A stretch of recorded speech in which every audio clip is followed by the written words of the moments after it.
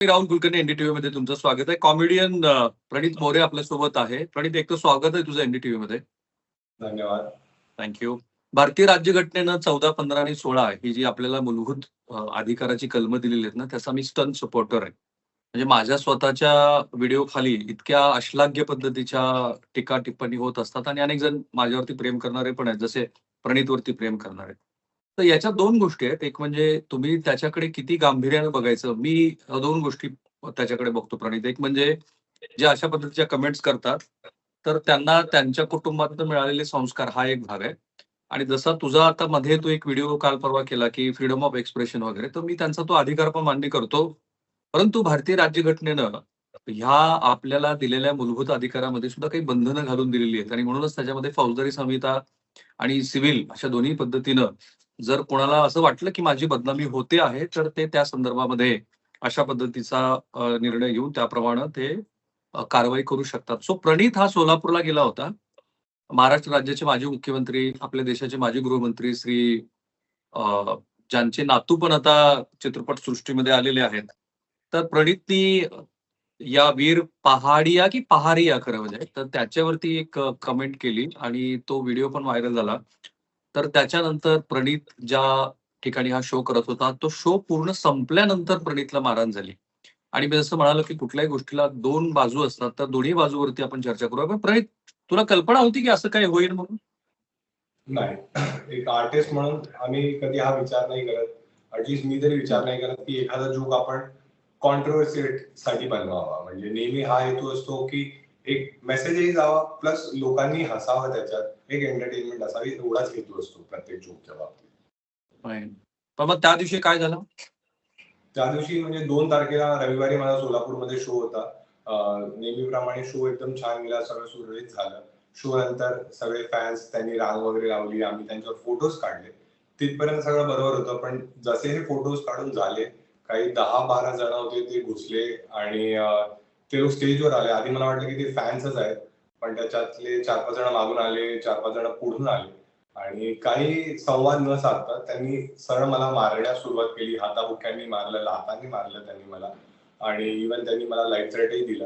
आणि जेव्हा हे झालं तेव्हा त्यांनी मला एक व्हिडिओ दाखवला. तेव्हा मला कळलं की हे सगळं करण्यामागचं कारण हे आहे की वीर पहायबाबत मी एक जोक टाकला होता Instagramवर. तोही काही दिवसांपूर्वी टाकलेला. त्याच्यामुळे ते लोक हे करतायत. आणि त्यानंतरही त्यांनी पुन्हा मला मारलं आणि त्यानंतर ते लोक तिथून निघून गेले. पण तुला जी मारहाण झाली, कारण तुझ्या एफ-आय-आरची कॉपी माझ्याकडे आहे, पण तू तक्रारदार नाहीयेस. एक, तर तू स्वतः तक्रार का दिली नाही हा एक मुद्दा आणि दुसरा, तुला जी मारहाण झाली त्याच्यानंतर तुला काही उपचाराची गरज पडली?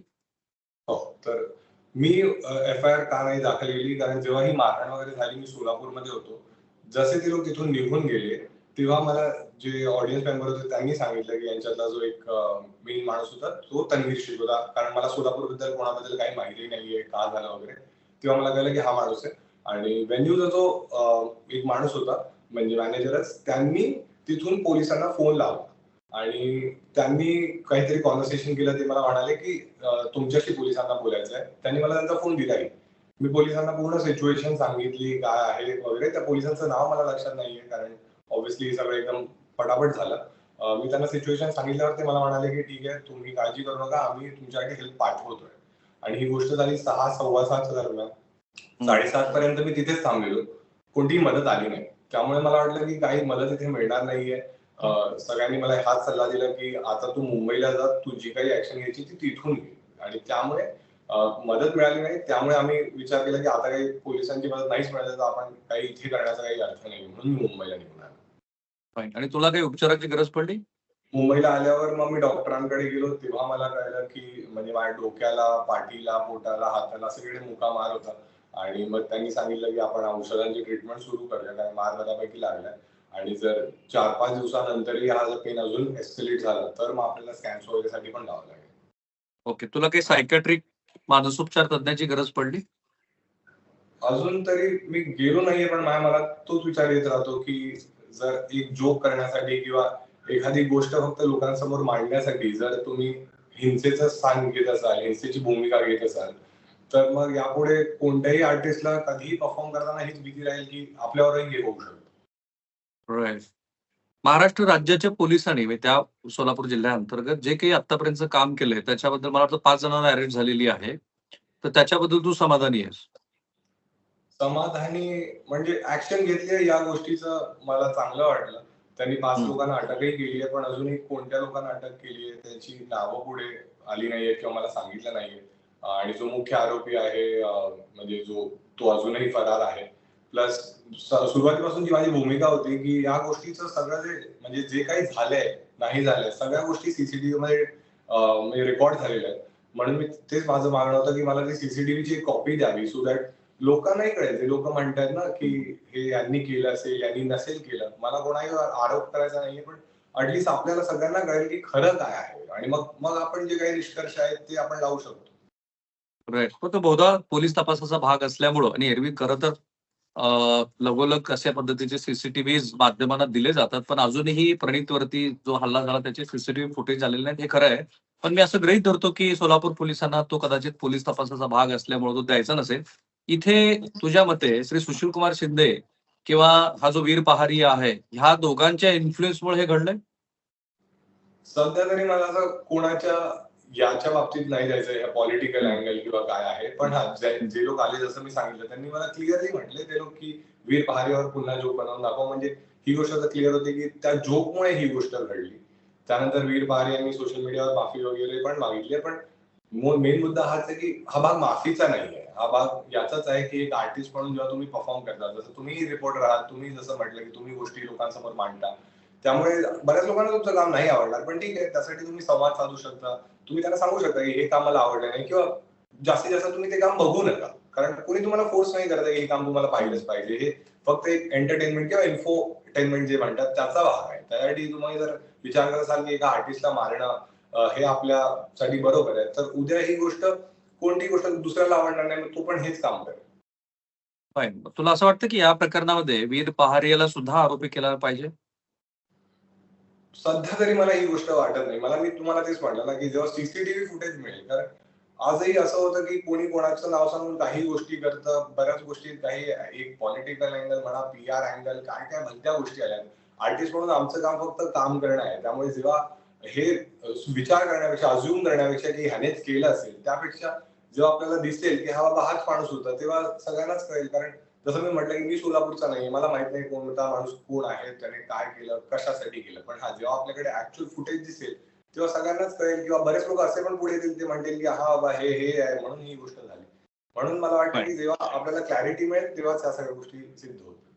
करेक्ट. पूर्वीचा पण आय-पी-सी आणि आत्ताचा जो भारतीय न्याय संहिता आहे, त्याच्यामध्ये कट करणाऱ्याच्या विरोधामध्ये सुद्धा भले तो तिथे हजर असो किंवा नसो, त्याच्या विरोधामध्ये गुन्हा दाखल केला जातो. आय थिंक 502, 504 अशा कलमान्वये तो गुन्हा दाखल होतो.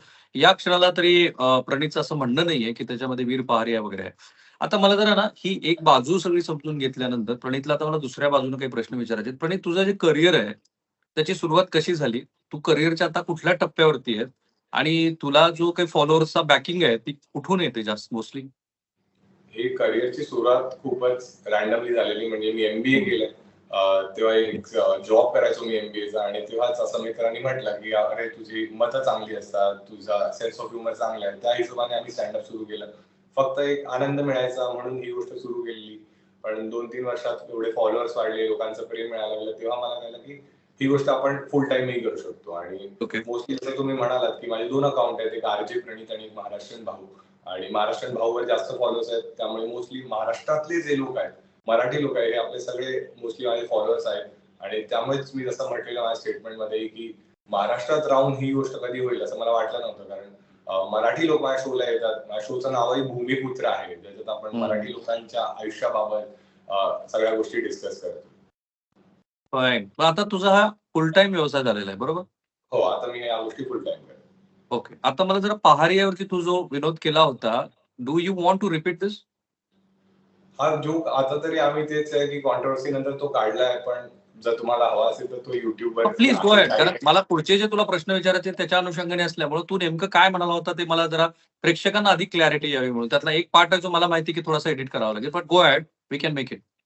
या व्हिडिओमध्ये मी हाच गोष्ट म्हटली होती, की जसं आम्ही सगळ्या बॉलिवूड ऍक्टर्स बद्दल किंवा जसं क्रिकेटर्स बद्दल व्हिडिओ बनवतो, तसाच हा जोक होता, की वीर पहारी हा नवीन ऍक्टर आलाय आणि त्याने डेब्यू केलंय, पण त्याचा PR इतका चाललाय की मला YouTube, Instagram पासून टिंडर पर्यंत आणि ज्यांना माहित असेल त्याची ओळख ही आहे की तो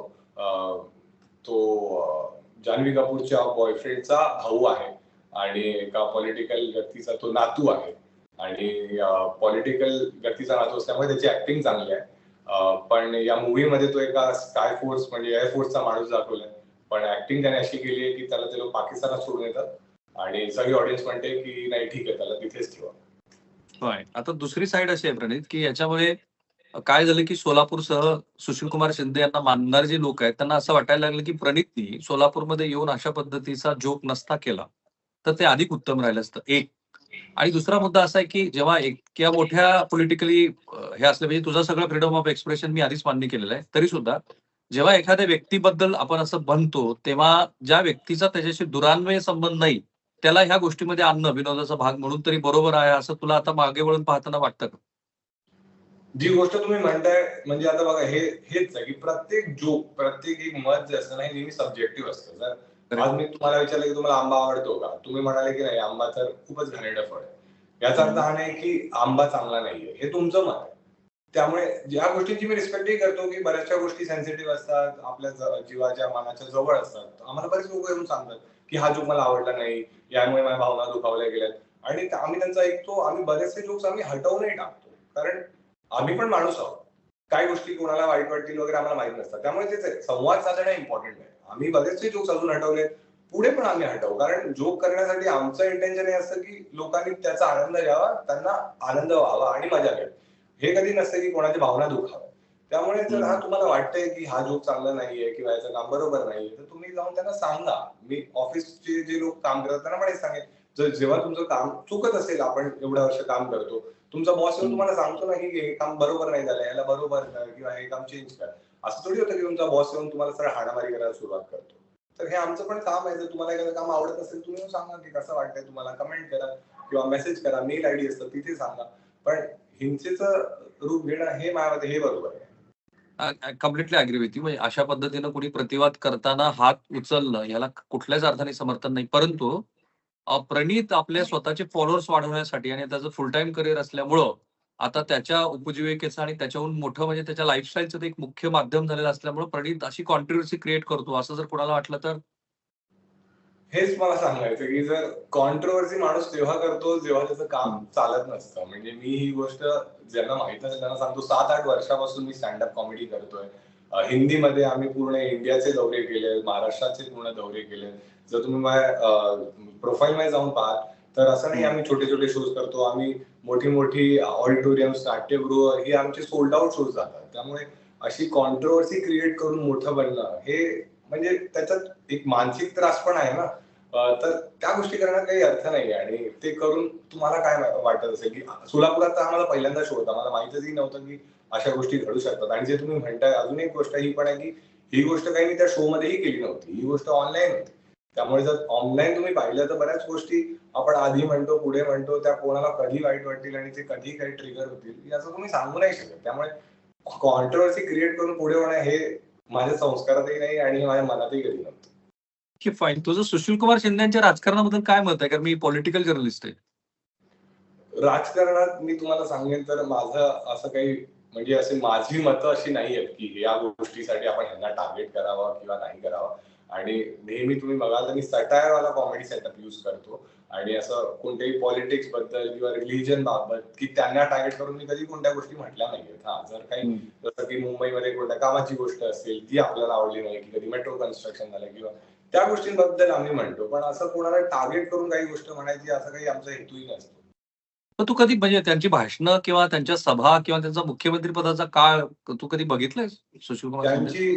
त्यांची जी शैली होती आणि ज्या परिस्थितीतून ते वर आले, म्हणजे एकदम बॉटम पासून त्यांनी जे म्हणजे आधी ते जसं कोर्टात काम करायचे आणि तिथून त्यांनी आपलं स्ट्रगल सुरू करून जे वरपर्यंत गेले, त्या गोष्टीला माझी खूप रिस्पेक्ट आहे. कारण जेव्हा तुमच्याकडे काहीही नसतं आणि त्याच्यातनं तुम्ही पूर्ण गोष्टी घडवता आणि एकदम वरच्या पदापर्यंत जाता, ते तुमच्या स्वतःसाठी पण तुमच्या सगळ्या लोकांसाठी पण ते खूप मोटिवेशन असतं. तर या गोष्टीची खूप रिस्पेक्ट आहे माझ्या मनात. So it was not intentional at all. नाही, नाही. असा काही हेतू कधीच नव्हता आणि कधी नसेलही. ओके. आणि मग वीर पहारेच्या एकूणच ऍक्टिंग स्किल बद्दल तुझं काय मत आहे?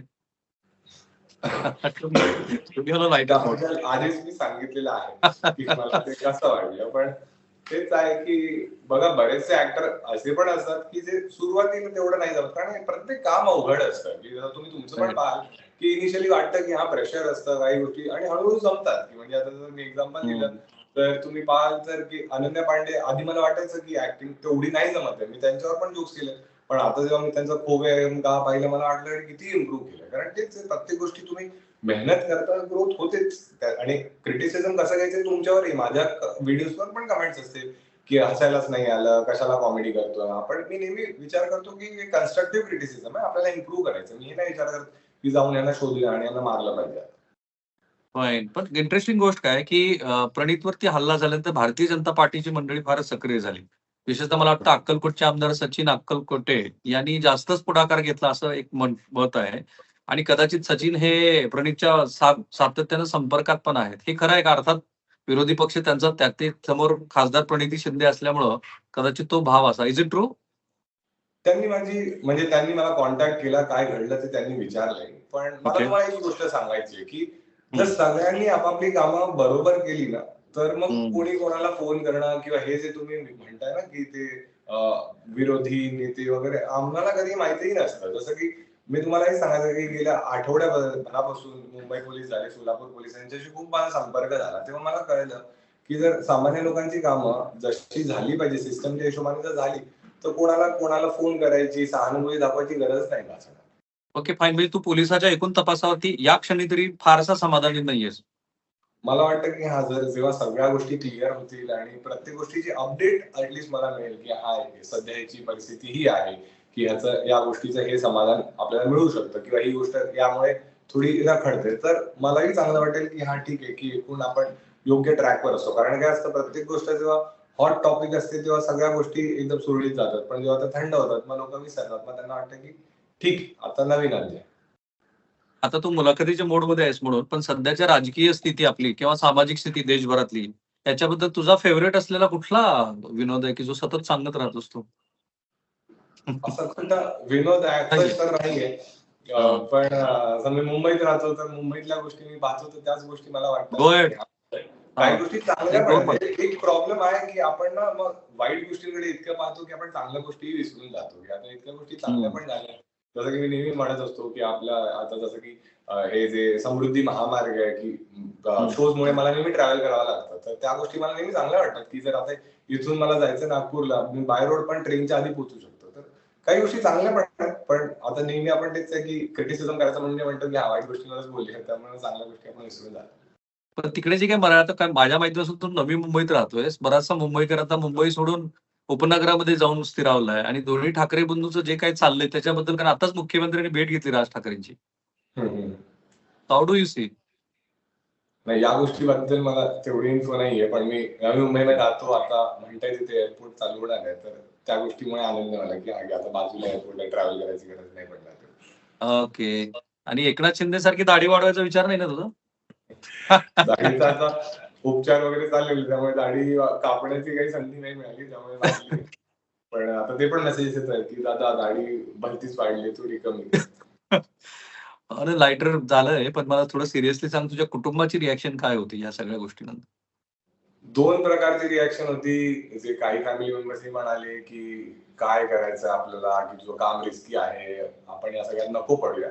पण माझे जे बाबा होते ते तेच म्हणाले की जे चुकीचं झालंय त्याबद्दल बोलणं इम्पॉर्टंट आहे, कारण नाहीतर हाच मेसेज जाणार की आज यांनी केले, उद्या दुसऱ्या कोणाला आवडलं नाही तर तेही करतील. पण आवाज उठवणं आणि सत्य लोकांसमोर आणणं हे आपल्या हातात आहे, ते आपण करू. बाकी हा जे काही प्रशासनाला जो निर्णय घ्यायचा आहे ते सगळे ते लोक घेतील आणि त्या हिशोबाने कामही होईल. थोडे ते लोकही प्रेशरमध्ये टेन्शनमध्ये, जे तुम्ही म्हणत होता की लोक पब्लिसिटीसाठी या गोष्टी करत असेल, पण आपलंही काम नाही. आपलं काम फक्त तेच आहे की जोक लोकांसमोर ठेवणं, आणि त्यामुळे ही गोष्टी घडल्या. पण घरच्यांना थोडं वाटतंच की हा की हे का घडलं असेल आणि असं घडू नये म्हणून काय करता येतील. तर मेन मुद्दा हाच आहे की यासाठी काय करता येईल हे सर्वात महत्वाचं. Fine, fine. Thank you so much. मी तुझ्या काही क्लिप्स आधी बघितल्यात आणि इट वॉज सो एंटरटेनिंग. मला कधी-कधी ना प्रश्न पडतो, की आता पु. ल. देशपांडे असते किंवा आता ज्यांचे विनोद वाचत-वाचत आणि ज्यांच्या विनोदी लेखनाचे आपण सगळे चाहते होतो मधल्या काळामध्ये, तर त्यांचं महाराष्ट्रात काय झालं असतं? आणि अगदी देश हो. पातळीवरती सुद्धा आता तर रिलिजियस लेव्हलला सुद्धा लोक कॉमेडियन आणि आर्टिस्टला विभागतायत. याच्यासारखं दुर्दैव नाहीये. जेव्हा जागतिक पटलावरती जगातली कोणतीही राष्ट्र महासत्ता का बनतात, तर त्याची जी सॉफ्ट पॉवर असते, त्या सॉफ्ट पॉवरमध्ये फ्रीडम ऑफ एक्सप्रेशन फार महत्वाचं आहे. प्रणीतच्या त्या कृत्याचं मी कुठल्याही अर्थाने समर्थन करत नाही. त्याबद्दल जे काही कुणाच्या अ, इतर काही गोष्टी असतील, तर त्या तुम्हाला कायदेशीर सगळे बाब निवडीच आहेत ना, त्यावरती यू कॅन गो अहेड. पण मुद्दा हा आहे, की प्रणीत असेल किंवा कोणी असेल, तर तो व्यक्त होतो आहे म्हणून त्याला जाऊन मारहाण करणं, हे कुठल्याही सुदृढ लोकशाहीसाठी बिलकुल समर्थनीय नाहीये. या मुद्द्यावरती मी थांबूया. बाकीचे प्रणीतला मी जे तुमच्या मनातले प्रश्न तेही विचारले. तरीही ते प्रश्न तुमच्या मनात शिल्लकच असतील. म्हणून या व्हिडिओच्या कमेंट बॉक्समध्ये करा. आता हे डिजिटल प्लॅटफॉर्मवर पण जाणार आहे. प्रणीतसाठी जर काही प्रश्न असतील, ते तुम्ही जरूर पोस्ट करा आणि प्रणीत काळजी घे.